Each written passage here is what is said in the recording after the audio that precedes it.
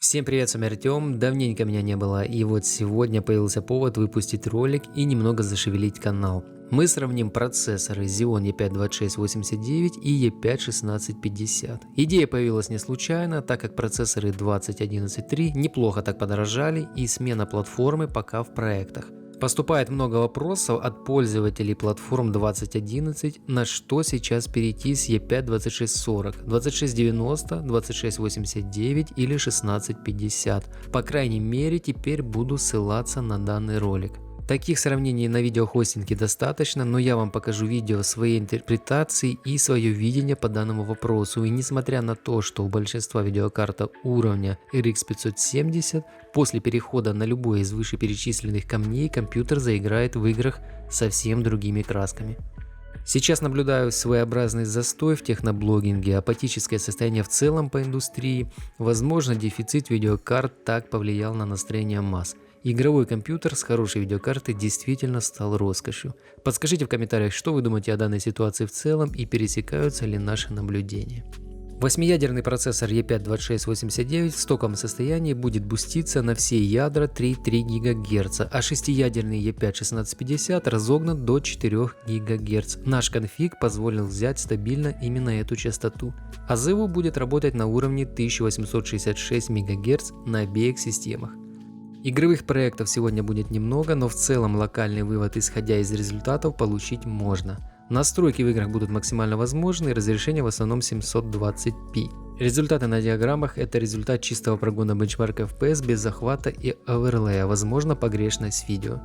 Хочу украсть у вас 5 секунд вашего времени и напомнить, что у нас есть интернет-ресурс, где можно найти много полезной информации по нашей теме, плюс форум, где можно обсудить свои наблюдения и проблемы, возможно какие-то уже затронуты в темах. В общем, заходите, не стесняйтесь, будем вам очень рады.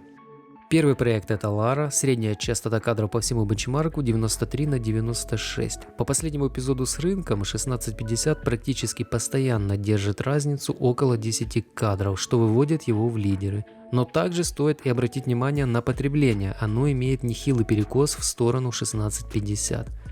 Оверлей указывает разрешение 1080, но на самом деле в настройках установлено 720.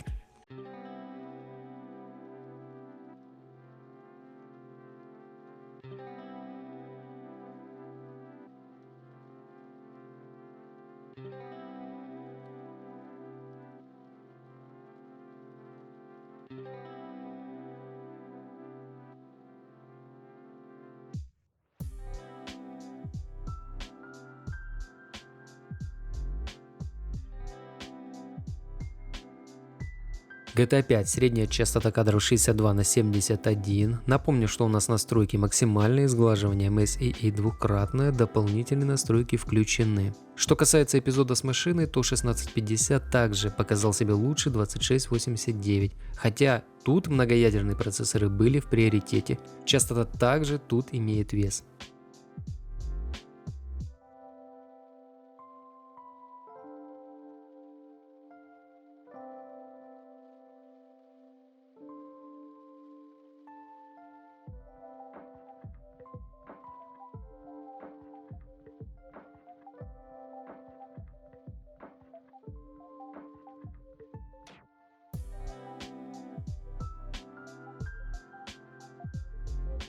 Hitman 2, средняя частота кадров 79/83, и даже в том месте, где большое скопление NPC, процессор 1650 все равно был на шаг впереди. Третий раунд снова за шестиядерником.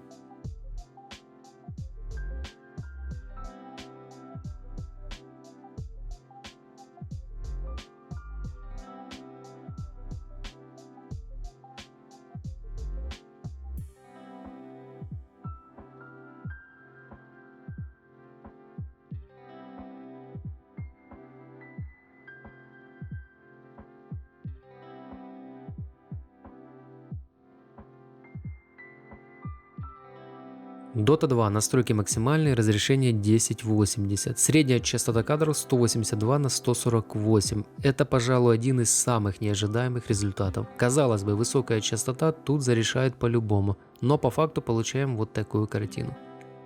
Можно сказать, что 2689 сыграл в данной игре в одну калитку.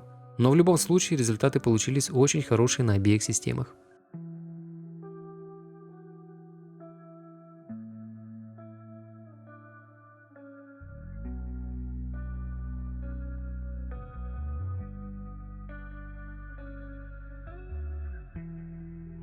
Watch Dogs 2. Средняя частота кадров 74/74. Можно отметить полный паритет процессоров в данном проекте. Идут очень стабильно и по кадрам, и по времени кадра. Но обратите внимание на потребление 1650. Практически упирается в свой лимит 130 Вт.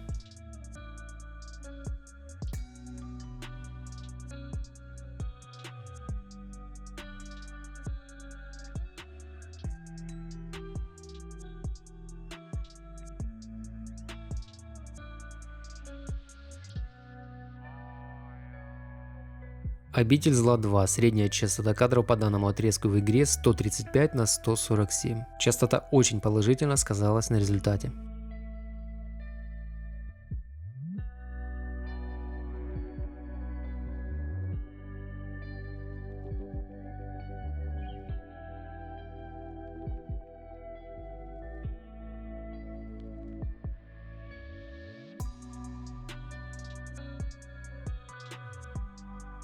И последний проект сравнений — это Stalker Зов Припяти Benchmark, результат которого мы посмотрим немного позже, и после заглянем отдельно на одну игру с E5-1650, это CSGO.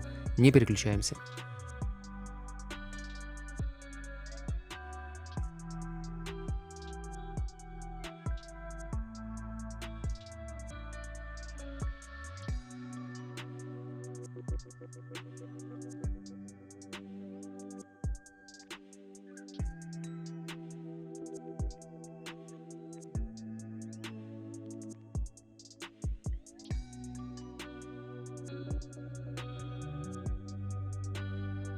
В CSGO у нас средняя частота кадров 1650, это 310 кадров, что очень неплохо.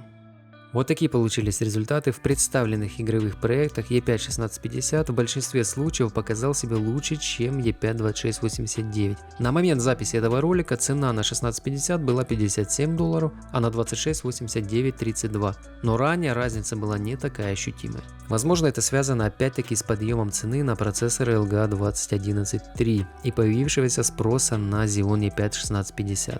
Также стоит отметить, что не только фактическая цена против шестиядерника, а цена разгона. Это и более серьезный нагрев цепей питания процессора и нагрев самого камня.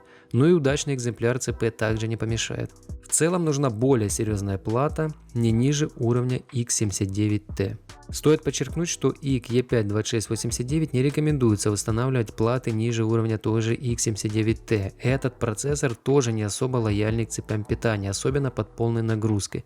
Но в отличие от 1650 из коробки даст такую производительность без манипуляций с разгоном и так далее. Моя рекомендация с учетом всех за и против — это, конечно, покупка E5-2689. На сейчас это очень сбалансированный по оптимальности процессор. А что вы думаете о данных процессорах? Жду ваших комментариев. Если видео для вас было полезным, поддержите канал, поставьте, пожалуйста, палец вверх. Если не подписаны, есть возможность подписаться, это очень мотивирует. Огромное вам спасибо за просмотр. С вами был Артем. Всем добра.